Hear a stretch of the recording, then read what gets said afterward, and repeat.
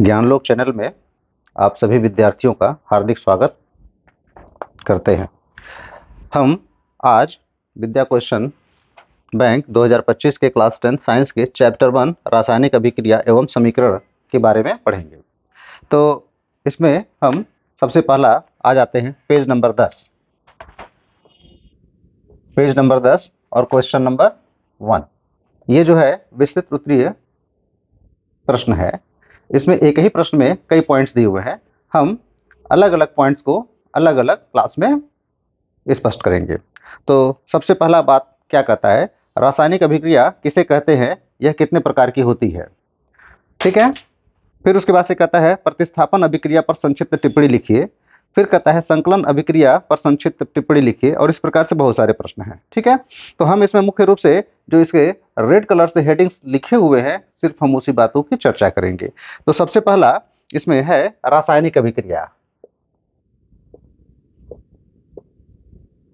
रासायनिक अभिक्रिया, रासायनिक अभिक्रिया किसको कहते हैं।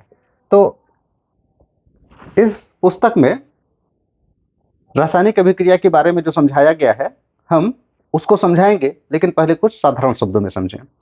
तो रासायनिक अभिक्रिया किसको कहते हैं, तो सिंपल सा बात है कि अगर हम लकड़ी को जलाते हैं तो लकड़ी में उपस्थित कार्बन और हवा में उपस्थित ऑक्सीजन आपस में क्रिया करते हैं।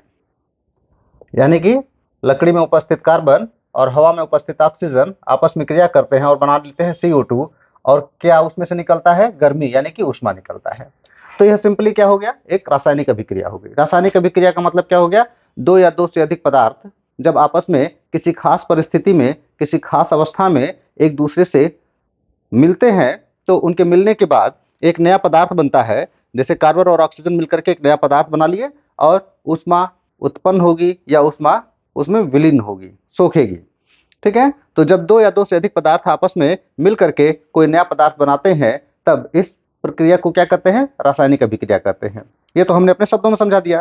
किताब में क्या लिखा है, तो कहता है जब एक या एक से अधिक पदार्थ परस्पर अभिक्रिया, परस्पर का मतलब आपस में अभिक्रिया करके एक नए पदार्थ का निर्माण करते हैं, तो ऐसी अभिक्रिया को रासायनिक अभिक्रिया कहते हैं।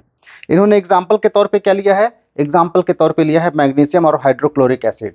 हाइड्रोक्लोरिक एसिड जब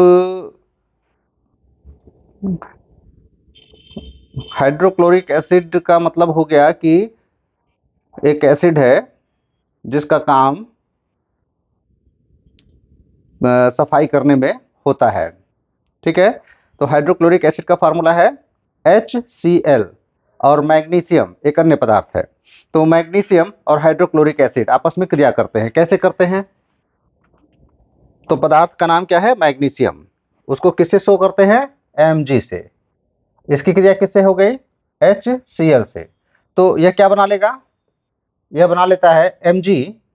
एक Mg के साथ में दो Cl जुड़ते हैं, तो यह बन जाएगा MgCl2 और क्या निकलेगा, हाइड्रोजन निकलेगा। हाइड्रोजन का फार्मूला होता है H2। यहाँ पर दो Cl है, यहाँ पर एक Cl है, तो इसको हम बैलेंस कर दिए तो 2HCl हो गया। यानी कि मैग्नीशियम और हाइड्रोक्लोरिक एसिड आपस में क्रिया करते हैं तो मैग्नीशियम क्लोराइड बनता है और हाइड्रोजन गैस हवा में उड़ जाता है। ठीक है। ये मैग्नीशियम क्लोराइड कैसा होता है, यह एक सफेद रंग का प्रेसिपिटेट और शेप होता है, तो उससे कोई मतलब नहीं है। ठीक है।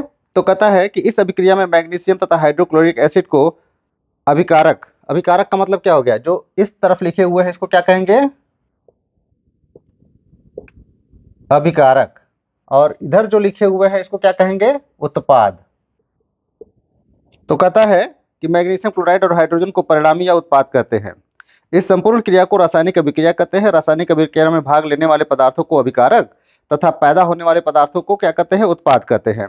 और इसी को सूत्रों द्वारा डिनोट कर देना, ये क्या कहलाएगा, रासायनिक समीकरण कहलाएगा।